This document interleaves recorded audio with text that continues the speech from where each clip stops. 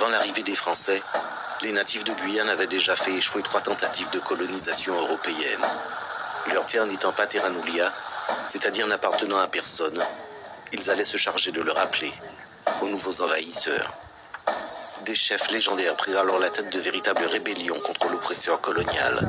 Ils avaient pour nom Bimon Kayani, qui laissera d'ailleurs son nom au chef-lieu de la Guyane, Tagalé et surtout Sépélou. Sépélou, c'était un grand guerrier, et Sépélou, la montagne, la colline autour de Cayenne, c'était une montagne couronnée. Et c'est là qu'il y a eu un combat flagrant avant qu'il fît justement vers le Brésil. C'est pour ça que les Kalignans, les côtes guyanaises étaient habitées par les Kalignans, et c'était vraiment des guerriers farouches, et d'où cette continuation de cette mémoire collective de la part des enfants et des petits-enfants de ces anciens guerriers. Moi, j'ai fait partie de ces petits-enfants, de ces anciens guerriers qu'on peut appeler Kalani, Sépélou, Organabo, Awalagana, Kamalagoli. Tous ces gens-là, c'est des guerriers qui sont très importants, qui existent dans la mémoire collective.